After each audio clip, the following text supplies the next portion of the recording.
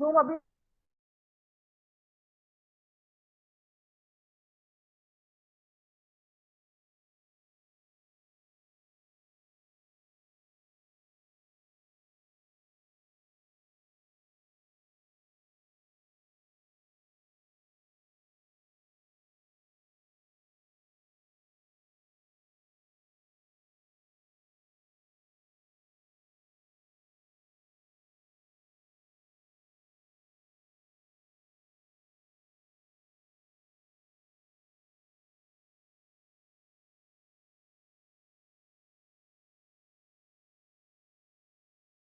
इसका आंसर क्या आता है? के की value 12। Everyone okay with it? किसी को इसका डाउट्स है, कुछ नहीं समझ में आया हो? अच्छा, होमवर्क किसको नहीं किया है? 3 करे हैं। अच्छा, बाकी 3, बाकी 2 की रह गए। हाँ, मैंने 3 कहा था, इसमें 3 किया है ना। 4 क्वेश्चन किए हैं। चलो, किया है तो ये सबका क्वेश्चन हो गया। I don't need to solve it ना, समझ में आ रहा है? 4/k equal to 5/15 equal to 3/9। Maximum number आई से 90% आपका क्वेश्चन जो आएगा वो इनफाइनाइटली मेनी का ही होगा, बिकॉज इसी में से 3 इक्वेशन बनती है। And then you need to check the condition also. It so happens that we need to check the condition also. Now question number 2, इसमें क्या आंसर आता है के का? 4 आ रहा है कि 1 आ रहा है? 4। How many for 4, how many for 1? हाँ जी, क्या आंसर है? रेहान 4 आता है। रेहान आपका? क्यों? 2 बार हो गया ना? नहीं, 2 बार हो गया ना, पहले भी गए हुए थे, हमने होमवर्क भी किया था। गलत बात है, दिस इज नॉट डन। 2 बार तुम्हारा एक्सक्यूज हो गया, हर बार कोई ना कोई हमारे पास एक्सक्यूज होता है, होमवर्क नहीं किया हुआ। हाँ जी, आरब क्या आंसर आता है इसका? कर रहा हूँ मैं। पहला कर लिया, ठीक नहीं किया जो नीचे बैठे हुए थे इतनी देर तक, है ना? जस्ट आए नहीं थे, 5 मिनट तो मुझे यहाँ पर हो गया आए हुए, तो 2 मिनट यहाँ पर। आई ऑल्सो वेंट 5:18 तक। हाँ जी, होमवर्क किया है? क्या आंसर आता है इसका? k is equal to 4। हाँ जी, किसका आंसर 1 आया था या 2 आया था? कौन बचा था? क्या गलती हो रही है देखो। So you have 2 upon k plus 2 is equal to 3 upon 2k plus 1 is equal to 2 upon 2 into k minus 1। ये कैंसिल हो गया। यहाँ से सॉल्व किया, 4k plus 2 is equal to 3k plus 6। तो k की वैल्यू 4 आ गई। क्रॉस मल्टीप्लाई में ठीक क्या होगा? यहाँ से कर लो, 3k minus 3 is equal to 2k plus 1। यहाँ से भी k equal to 4 आता है। तो आइदर वे हमने फर्स्ट और सेकंड को कंपेयर कर दिया, सेकंड और थर्ड को कंपेयर कर दिया, के की वैल्यू 4 आ रही है। ठीक हो गया? फर्स्ट क्वेश्चन डन, दर्पण आपका हो चुका है। First question done. Second question number 3, के की वैल्यू क्या आ रही है? 2। सबकी के अपॉन 2। सुस्मित आपका लाइन नीचे होमवर्क पूरा है? मैंने ग्रुप में अपडेट कर दिया था ये होमवर्क। चलो, ये अभी के लिए एक्सक्यूज चल जाएगा, 2 क्वेश्चन किए थे, बट रेगुलरली मुझे अगर बार बार ये एक्सक्यूज चलेगा ना, 2 क्वेश्चन किए, 3 क्वेश्चन किए। हाँ जी, क्या आंसर आता है? 3k is equal to 6। के की वैल्यू क्या आ गई? 2। अगर के की वैल्यू 2 है, इससे भी क्रॉस मल्टीप्लाई करके चेक कर सकते हो, राइट? के की value 2 will be the answer. समझ में आ गया? थर्ड क्वेश्चन तक हो गया सबका? Do I need to solve, do I need to repeat anything? और इस संडे क्लास होगी, बी प्रिपेयर्ड। संडे को 2 घंटे की क्लास होगी सबकी, बिकॉज ड्यूरिंग द वीक आपको ऑफ मिलेगा। और जो भी संडे को, संडे तक, कल आपका जो टेस्ट होगा उसमें एक तो लीनियर इक्वेशंस को सॉल्व करने वाला क्वेश्चन होगा। किसी भी मेथड से सॉल्व करो, आपकी मर्जी है, आइदर सब्स्टिट्यूशन और एलिमिनेशन, ठीक है ना? 2-3 क्वेश्चन होंगे जहां लीनियर इक्वेशंस को सॉल्व कर रहे हो, राइट? 2 to 3। नाउ सेकंड आपका यही वाला आएगा, for condition for no solution, infinitely many solutions या यूनिक सॉल्यूशन। इनके क्वेश्चंस होंगे जो भी हमने अपने क्लास में किए हैं, एक वेरिएबल, 2 वेरिएबल वैसे वाले, राइट? और एक थर्ड क्वेश्चन होगा ग्राफ का। ग्राफ पर आपको सिंगल इक्वेशन की, डबल इक्वेशन की ड्रॉ करनी है, vertices of triangle, area of triangle. समझ में आ गया? Carry your graph paper along, pencil scale सब लेकर आना, अपना इरेजर, यहाँ पे एक दूसरे से मांगना नहीं। And please be present for the test. अब से ग्रुप में मार्क्स भी शेयर होने शुरू हो जाएंगे, राइट? तो अपने टेस्ट के लिए प्रेजेंट होना, एब्सेंटीज का सीधा 0 लगेगा। राइट। चलो ये तीन हो गए। स्टेटमेंट प्रॉब्लम्स नहीं दूंगी मैं कल। स्टेटमेंट प्रॉब्लम सुबह जितनी भी अब तक स्टेटमेंट प्रॉब्लम्स है संडे को 2 घंटे की क्लास में रिवाइज होंगी आप, ठीक है ना। जो भी इश्यूज स्टेटमेंट प्रॉब्लम में हम संडे को करेंगे एंड देन नेक्स्ट सैटरडे फिर वो स्टेटमेंट प्रॉब्लम्स का टेस्ट होगा, सिर्फ स्टेटमेंट प्रॉब्लम्स। समझ में आ गया। अब आते हैं यहाँ वाले क्वेश्चन पे। 2/6 is equal to k minus 2/2k-1 is equal to k upon 2k plus 5, ठीक है ना। ये वाला माइनस इस वाली साइड पर ले जाओगे, दोनों साइड्स को, दोनों कांस्टेंट टर्म्स को will get to the one side. तो ये 1:3 की रेशो आ गई। 1/3 is equal to k minus 2, 2k-1, 2k-1, 3k-6। तो k की वैल्यू क्या आ जाती है, यहां से भी चेक कर सकते हो। यहां अगर मैं दोनों को मल्टीप्लाई करती हूँ तो क्या हो जाता है, क्वाड्रेटिक इक्वेशन बनने के चांसेस ज्यादा है, ठीक है ना। चाहे टर्म्स बाद में कैंसिल होते, that will come to know later कि कोएफिशिएंट सेम हो गए, कैंसिल हो गया, नहीं बन रहा। लेकिन इसको और इसको अगर मैं कंपेयर कर दूं, it'll be easy for me to solve. So 1/3 is equal to k upon 2k plus 5. 2k plus 5 is equal to 3k और यहां से भी k की वैल्यू क्या आ गई, 5, ठीक है ना। क्यों हुआ, क्योंकि मैंने इसमें भी एक वेरिएबल को नंबर के साथ ही इक्वेट किया है, यहाँ पर भी वेरिएबल को नंबर के साथ इक्वेट किया है। दोनों ने कहा k की वैल्यू 5 है, रेशियो 1:3 बन जाएगी। वेरीफाई भी कर लोगे, समझ में आ गया। अब आते हैं क्वेश्चन नंबर 5। किसी से ग्रुप में मंगवा ले बच्चे, हाँ राधा मैम को कह दे, या उस पर देख ले, टीम्स में अपलोड होगी, नहीं है फिर मैम से मंगवा ले। चलो क्वेश्चन नंबर 4 डन एवरीवन। अब क्वेश्चन नंबर 5, ऐसा एक क्वेश्चन आप पेपर में भी एक्सपेक्ट कर सकते हो, मे एग्जाम में, टर्म एग्जाम में आपके, ठीक है। और मैं क्यों कह रही हूँ फाइनल्स में ऐसा डिफिकल्ट वाला या ऐसा लंबा क्वेश्चन आए ना आए, लेकिन मे एग्जाम में एक क्वेश्चन जरूर डाल दूंगी, राइट। आपका जैसे ही स्कूल वाइज सिलेबस क्लियर हो गया ना कि मे एग्जाम में ये आना है, तो प्लीज अपडेट कर देना, क्योंकि मैं आपको चाहती हूँ कि कम से कम 4 चैप्टर्स, 2 या 3 तो हमारे अभी, जैसे ये हार्डली 1-2 दिन और लगेंगे, कवर हो जाएगा। चैप्टर 1 रियल नंबर्स भी कवर हो जाएगा। चैप्टर 2 पॉलिनोमियल्स का टाइम लगता है, एंड आई वांट आपका क्वाड्रेटिक इक्वेशंस तक अप्रैल एंड या मई मिड तक हो जाए, ठीक है। क्योंकि उसके बाद लेट्स सी स्कूल क्या करवाता है, उसके accordingly will start our next chapter. Syllabus आपका ज्यादा नहीं है इस बार, डिलीटेड पोर्शंस को ले लो, और बहुत क्लैरिटी है कि ये डिलीटेड है, तो इसीलिए। और जितना भी काम करना है साथ साथ रिविजन करते रहो। अभी सिर्फ अपनी एनसीईआरटी और अपने एग्जाम्पलर, अभी सिर्फ एनसीईआरटी पे जोर देना, या क्लास में जो मैं करवा रही हूँ उस पर जोर दो, कोई एक्स्ट्रा बुक कुछ नहीं करना। टिल जून जुलाई तो कुछ एक्स्ट्रा नहीं करना है, ठीक है। जितना मैं करवा रही हूँ उतना ही कर लो, काफी रहेगा। हाँ स्कूल तो डाल देगा, स्कूल में क्या करना है ना। स्कूल तो कहता है आपको एनसीईआरटी करवा दी, उसके बाद आप मास्टर जीनियस हो चुके हो, आप कुछ भी क्वेश्चन सॉल्व कर सकते हो, राइट। वो कहते हैं 11th का क्वेश्चन दे दो, वो भी सॉल्व कर लोगे, राइट। तो teachers don't think like that कि नहीं अब स्टेप बाय स्टेप चलो, डराते हैं पढ़ो पढ़ो पढ़ो। डराने से अच्छा है स्ट्रीमलाइन करके काम करवाए ना, अच्छे रिजल्ट आएंगे। अभी सिर्फ एनसीईआरटी पर जोर दो, उसके बाद धीरे धीरे इसको समझो, right. Think like a student who has studied this topic for the first time, don't think like a teacher, जो टीचर्स को सच में चाहिए आज के एजुकेशन सिस्टम में, सच में जरूरत है कि I should not think like a person who has been doing this math for like past 10 years. 10 साल से सेम चीज पढ़ा रही हूँ, एक बार पढ़ाकर समझ में आ गया, वो मेरा सोच है, राइट। वो मुझे समझ में आएगा, आपको नहीं आएगा। अभी आप ये पहली बार कर रहे हो तो उसमें प्रैक्टिस की जरूरत है, इसलिए यहाँ पर जितना मैं करवा रही हूँ उतने पे ही जोर दो, सिर्फ एनसीईआरटी करो। कोई नहीं जो कहेगा ना कि एनसीईआरटी करके नहीं चलता है, प्लीज, हम लोग ने एनसीईआरटी ही की हुई है, हमारे टाइम पे कोई एक्स्ट्रा बुक नहीं थी। बैक इन 10th स्टैंडर्ड कोई आरडी शर्मा इतनी इजीली मिलती ही नहीं थी, हमें पता नहीं कहाँ से ऑर्डर करके बुक शॉप पे जाके ऑर्डर करते थे, कहीं ना कहीं जो भी ये प्राइवेट बुक शॉप थी कि मंगवा दो, right. And it used to be really expensive book, उस टाइम पे 200-300 की मिलती थी, और हम कहते थे बहुत एक्सपेंसिव बुक है, राइट। और उस टाइम बाय नहीं करते थे जल्दी, तो कोई एक बाय करता था, पूरी क्लास में वो घूम जाती थी।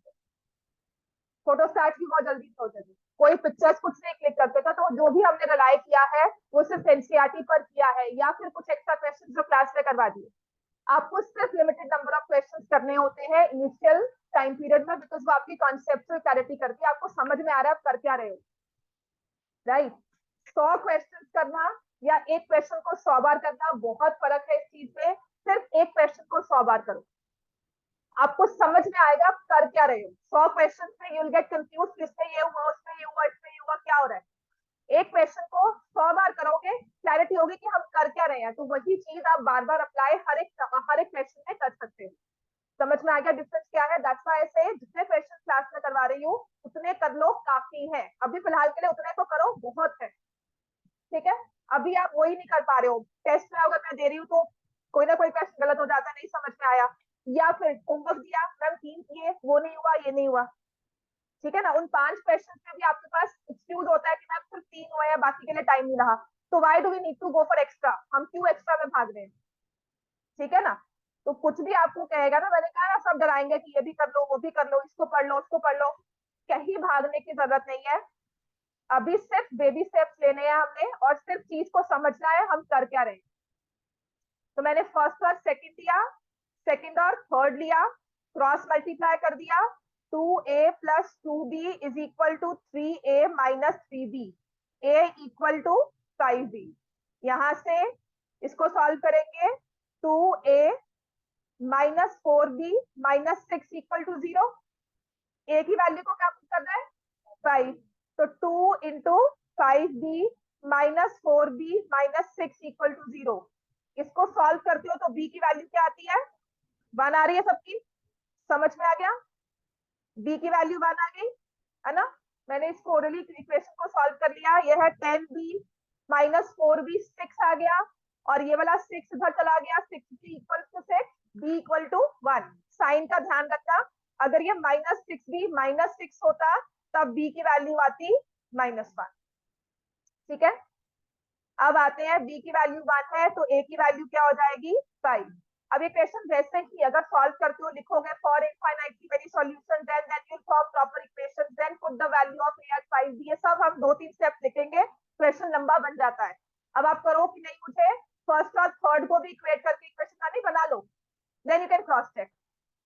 आपने जैसे इसको सॉल्व किया, अगर टीचर कहती है ना कि नहीं जी फर्स्ट और थर्ड को भी करो, इन दोनों से आपने आंसर निकाल लिया, अब करना क्या है उसमें आपको सेटिस्फाई या कहना कि मैम हमने करके देख लिया, 1:3 करो, एक शॉर्टकट की नहीं मैम कह रही है, तो हमने लिखा 2 अपॉन a माइनस बी, लिख लो इस चीज को 7 upon 3a plus b minus 2, क्योंकि ना ये कुछ स्कूल्स है, कुछ टीचर्स कहते हैं नहीं जी इसको भी करना है, ये भी हमने स्पेशली लास्ट ईयर हुआ था ये, ठीक है। तो इसको क्या करना है, हमने क्रॉस मल्टीप्लाई किया, 6a plus 2b minus 4, 7a minus 7b, ठीक है ना। ये जैसे मेरे जैसा बच्चा था जो कहता था बिल्कुल सेफ साइड लो कि टीचर को मौका ही ना दो बोलने का, ठीक है ना। बिकॉज अगर आप एक लिस्ट में होते हैं ना, तो होता है कि मेरे क्लास का बच्चा टॉप नहीं किया, दूसरी क्लास का किया, तो टीचर नंबर काटती है, उस क्लास का रिजल्ट अच्छा करो, this happens. So I used to play safe कि लिख दो, मेरे पास टाइम बहुत था पेपर में लिखने का ना, आई लाइक राइटिंग, तो मेरी स्पीड भी अच्छी थी, मैं पेपर पूरा लिख देती थी, एक्स्ट्रा ही करके आती थी, ठीक है। तो उस केस में क्या है, आई ऑलवेज प्ले सेफ। अब उस प्ले सेफ में क्या है कि मुझे डर लग रहा है पेपर के टाइम पे कि नंबर कट जाएंगे, तो I have time, I will do this. तो क्रॉस मल्टीप्लाई किया, अब ये क्या बन गया a, और यहां से आ गया माइनस 9b इक्वल टू -4, यही आया, ठीक है ना। तो अब करो put a as 5 and b as 1, ठीक है ना, इसमें पुट कर लो, आप इक्वेशन बना दो। मैंने b और b1 a5 की वैल्यू निकाली, फर्स्ट और 3 को क्रॉस मल्टीप्लाई करके इक्वेशन फॉर्म कर ली, है ना। a equal to 5, b equal to 1, तो क्या हो जाएगा -4 is equal to 5 minus 9 into 1, -4 is equal to -4, left hand side is equal to right hand side, कोई नहीं बोलेगा इसके बाद, वो मैम हमने इक्वेशन बनाई उसका वैल्यू डाली आ गया आंसर, अब आप क्या करें, राइट। तो इन तीनों इक्वेशंस का एक कॉमन सॉल्यूशन हमने निकाल लिया व्हिच इज 5 and 1, क्लियर हो गया इतना, that a equal to 5 b equal to 1 is the solution, this is called playing safe। हमने अपनी पूरी तरह से अपने मार्क्स को सेव कर लिया, कोई मार्क्स नहीं कट कर सकता, समझ में आ गया इतना, राइट। तो हमारे पास आंसर आ जाएगा a equal to 5 b equal to 1, the system will have infinitely many solutions। Clear हो गया इतना। अब आते हैं एक दो क्वेश्चन हैं जो थोड़े से हम कहते हैं कि हाँ इनफाइनाइटली मेनी सॉल्यूशंस या सॉल्यूशंस को दिया होता है। फॉर एग्जांपल इफ आई से दिस वन, ये आपके एग्जाम्पलर के ही क्वेश्चन है, ठीक है। Find the value of variable दिया हुआ है lambda for infinitely many solutions. Science में काफी बार सॉल्व आई थिंक देखा होगा इस वेरिएबल को, इसको लैम्डा बोलते हैं, ठीक है। ये कुछ नहीं है, ग्रीक लेटर्स हैं, अल्फा बीटा गामा ओमेगा, ठीक है। और जो भी ये सारे phi theta which we use as variables या कॉन्स्टेंट्स को रिप्रेजेंट कर देते हैं इनके साथ। इनफाइनाइटली मेनी सॉल्यूशंस के लिए ना कहते हैं कि अल्फा की लैम्डा की वैल्यू निकालो, तो हमारा इक्वेशन का कंडीशन होता है, इनफाइनाइटली मेनी सॉल्यूशंस का कंडीशन होता है ना। और मोस्ट ऑफ द टाइम ये ना आपका एमसीक्यू में आएगा ऐसा क्वेश्चन, इसको इंपॉर्टेंट मार्क कर लेना। ये थोड़ा सा लीक से हटकर क्वेश्चन है हमारा, ट्रिकी वाला, तो ऊपर लिख लो ट्रिकी, ठीक है। a1 by a2 equal to b1 by b2 equal to c1 by c2। a1 कितना है, लैम्डा बाय 2 आ गया, b1 by b2 3/6, और c1 by c2 क्या है, -7/14। तो यहाँ से आप कहोगे लैम्डा की वैल्यू क्या आनी चाहिए, 1। हाँ, क्यों नहीं होगा, क्योंकि यहाँ पर 1/2 है, यहाँ 1 - 1/2 है, तो लैम्डा की कोई भी वैल्यू डाल दो, 1 डालो, -1 डाल दो, कभी भी इस सिस्टम के इनफाइनाइटली मेनी सॉल्यूशंस नहीं होंगे। पैरेलल लाइंस बन सकती है, कोइंसिडेंट लाइंस नहीं बनेंगी, ठीक है। तो यहाँ पर हमारा आंसर ना क्या होता है, या तो दिया होगा ए की value 1, B -1, C option both A and B, और डी होगा नन ऑफ दी। तो आपने क्या मार्क करना है, हाँ, और उसके अलावा या कह सकते हैं नो वैल्यू। तो अब हमारा क्या आंसर होगा, no value of lambda is possible for infinitely many solution. समझ में आ गया, ये चीजें चेक करनी है, पैरेलल लाइन पर भी चेक करनी होती है। जैसे लिखो, find the value of C, find the value of C, I think ये आपके एग्जाम्पलर से है, for unique solution. Value of C निकालना है for unique solution, x - 2y equal to 8, 5x - 10y equal to c। पहली चीज हमेशा क्या कॉन्सेंट्रेट करना है हमें, कि since the equation has the given system has unique solution, पहले कभी मत सोचना क्या बनेगा, क्या लिखना है, आपको हमेशा पहले क्वेश्चन पे टारगेट करना है, फोकस है कि यूनिक सॉल्यूशन की कंडीशन क्या है। कंडीशन है a1 by a2 not equal to b1 by b2 not equal to c1 by c2। ठीक हो गया, तो आप क्या लिखोगे, 1/5 not equal to -2/-10 not equal to 8/c, not equal to 14, 40 not equal to 40, c should not be equal to 40। Check करो 40 और यहाँ पर 1/5 है, ये भी 1/5 है, ऑलरेडी इसमें क्या है, या तो पैरेलल लाइंस बनेगी या फिर coincident lines, unique solution exist नहीं करता। आपकी ये दो रेशियो जो है वो सेम हो गई। अब ये सी को या तो आप 40 लिखोगे तो क्या आ जाएगा, infinitely many solutions coincident lines. अगर 40 बार लिख दिया तो क्या बन जाएगा, पैरेलल लाइंस, लेकिन ये कभी बनेगा, no, so we have no value of C is possible. ये एग्जाम्पलर में क्वेश्चन है, इसे ट्रिकी कह देते हैं कि वहां फटाफट से 40 मार्क करके आएंगे, right. So be very careful about such questions.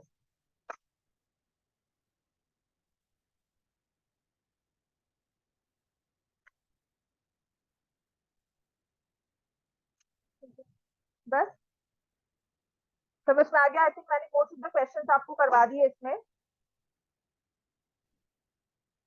नहीं है सारे, क्या रह गया, ये दो चीजें जो है इसको ध्यान रख लेना। हाँ ये लिख लो, चलो इसको सॉल्व करो तब तक, लेट्स सी अगर करवा भी दिया होगा तो। For the time being find the value of k for no solution, ठीक है। 3x plus Y equal to 1। अब नो सॉल्यूशन क्या करते हैं, 2k minus 1 into x plus k minus 1 into y is equal to 2k plus 1।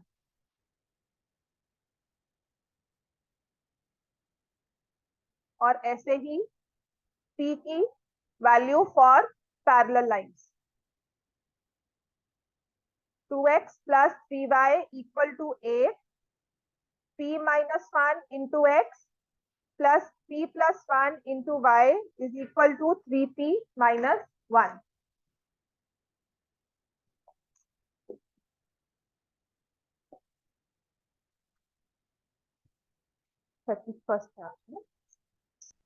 Lakshit, Aahil, Lavya, Gautam, Shubhi, मान्या, धृति, जसलीन, जसलीन आई ना, नव्या, सानवी, जिस्मीत, कायशा ने आई ना, शिवेन, दर्पण, रेहान, कबीर, रेयांश, आरुष, गीतांश नहीं आएगा, वो नहीं आएगा। Then Arav is here, ईश्वी, सुखमीत, कल नहीं आया था ना बच्चे आप, संजन, गुरली। कौन कौन एब्सेंट है, जसलीन, कायशा,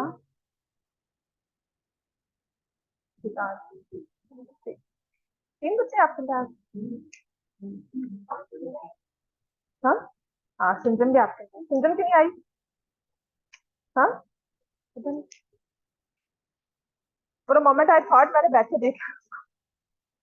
चलो, फॉर नो सॉल्यूशन क्या होगा, 3/2k माइनस 1। कंडीशन क्या होगी for no solution, for no solution a1 by a2 equals to b1 by b2 but not equal to c1 by c2. So 3/2k minus 1, 1/k minus 1, यही कर रहे हो, and not equal to 1/2k plus 1।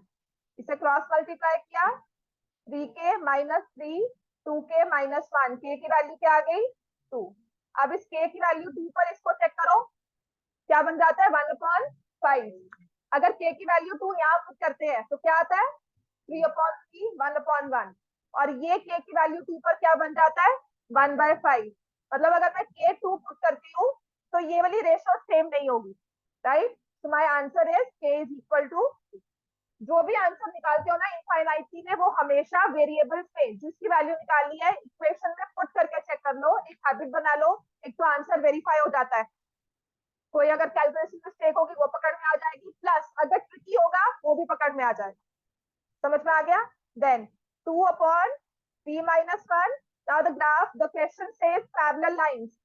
Parallel lines कब होती है, when the system has no solution। ठीक है, फिर आपने लिखना है for parallel lines a1 by a2 is equal to b1 by b2 but not equal to c1 by c2। तो 2/p minus 1, 3/p plus 1, 8/3p minus 1। ठीक हो गया।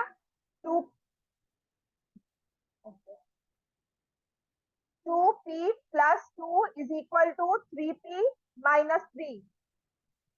p की वैल्यू क्या आती है 5 आ रही है ना।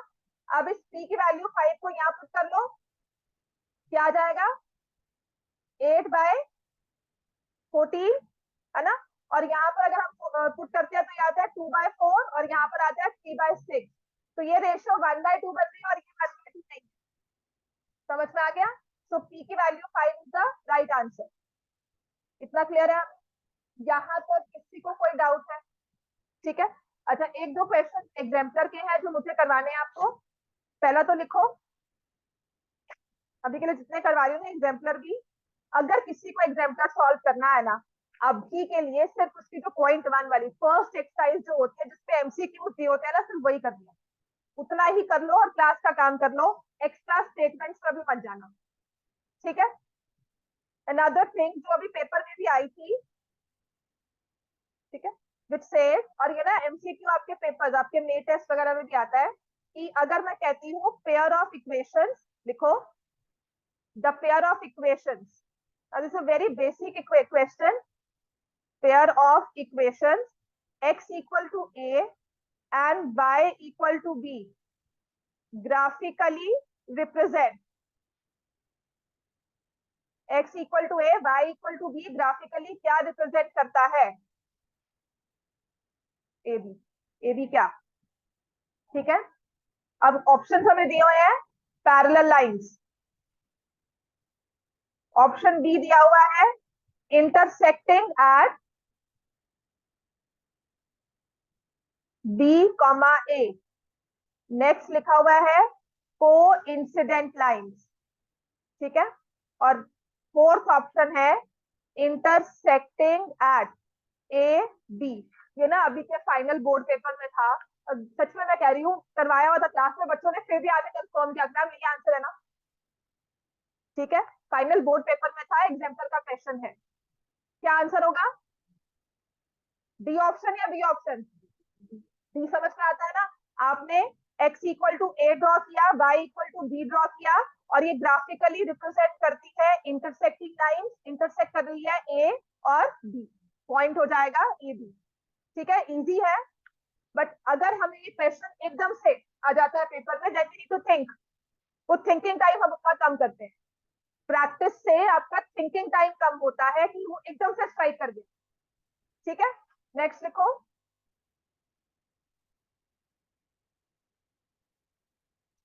ये वाला क्वेश्चन था, for what value of C the equation will have, the system will have infinitely many solutions, ये भी आपके एग्जाम्पल का क्वेश्चन है, ठीक है। It says cx minus y equal to 2, 6x minus 2y equal to 3, पहले तो आंसर निकालो फिर ऑप्शन दूंगी, अपने से आंसर निकालते हैं उसके बाद।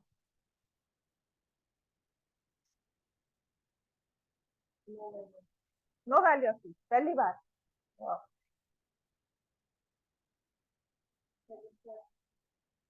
सेकेंड एंड थर्ड इक्वल नहीं है ना, तो हमारा देखो क्या आएगा, आंसर इसको दिया हुआ है 3 -3 -12 और डी है नो वैल्यू, ठीक है, क्योंकि इनफाइनाइटी के तीनों रेशियो सेम चाहिए, c/6, 1/2 और 2/3, तो इस वाली इक्वेशन का यूनिक सॉल्यूशन हो सकता है पैरेलल लाइन, नो सॉल्यूशन हो सकता है, लेकिन इनफाइनाइटली कभी नहीं होगा, समझ में आ गया इतना, राइट। अब एक लास्ट क्वेश्चन लो, उसके बाद आपको जो 3 इक्वेशन वाला क्या होता है ना क्वेश्चन, को सॉल्व करवाना है।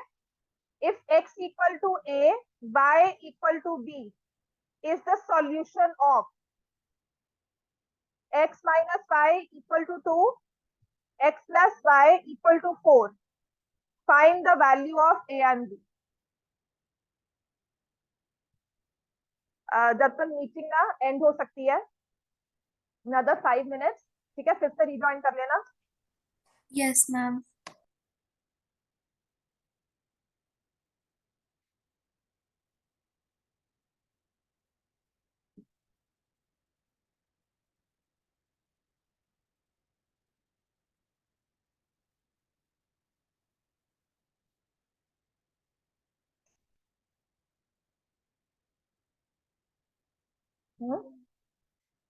A3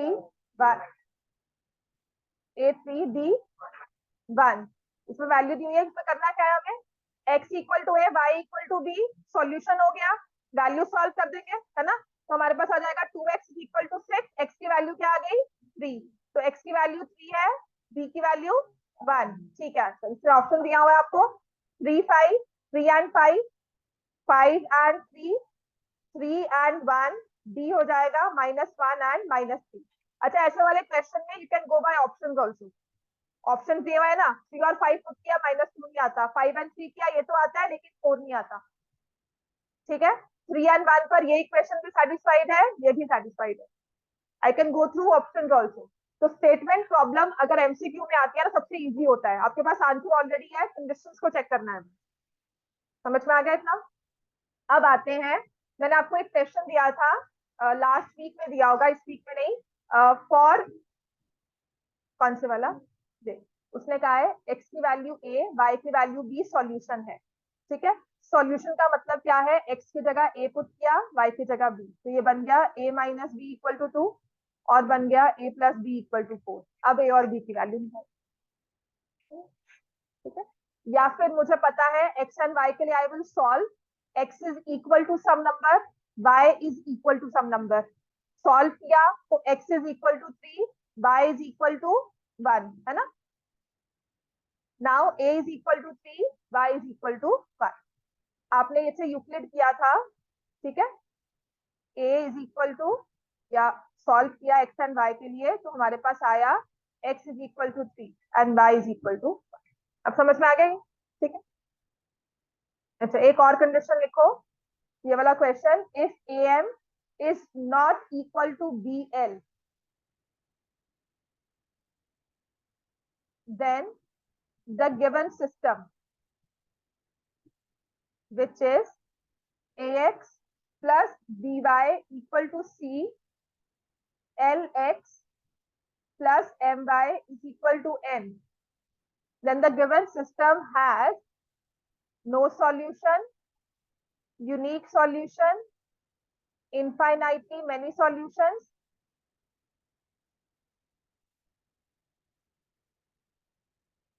या फिर आ जाएगा cannot be determined। ठीक है ना। अब इस केस में मैंने आपको कहा था,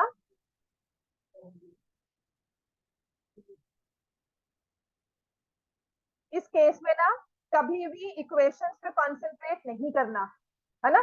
आपको कंडीशन लिखनी है, यूनिक की, इनफाइनाइटली मैनी की, नो की। अब वो कंडीशन कुछ भी हो, हम रेशियो फॉर्म करते हैं कोएफिशिएंट्स के, तो लेट्स राइट द रेशियोस। पहले वाले में रेशियो क्या बनेगी, a अपॉन l, दूसरे वाले में क्या होगी, तीसरे वाले में क्या होगी। वो कहता है am और bl आपस में इक्वल नहीं है, ठीक है। अगर नो सॉल्यूशन होगा तो ये कंडीशन है, पर ये आपस में इक्वल नहीं है, तो आंसर क्या होगा, a by l is not equal to b by m is not equal to c by n। इसको क्रॉस मल्टीप्लाई किया तो am is not equal to bl, तो क्या हो जाएगा, it's a case of unique solution. Clear हो गया। अब ये डिफिकल्ट क्वेश्चन कह सकते हैं, तो द फर्स्ट टाइम अगर हम करेंगे इसको हम डिफिकल्ट मान सकते हैं, बिकॉज उसमें am bl वो रेशियोज दी हुई है। समझ में आ गया इतना, राइट। चलो अब आते हैं 3 इक्वेशंस वाले में।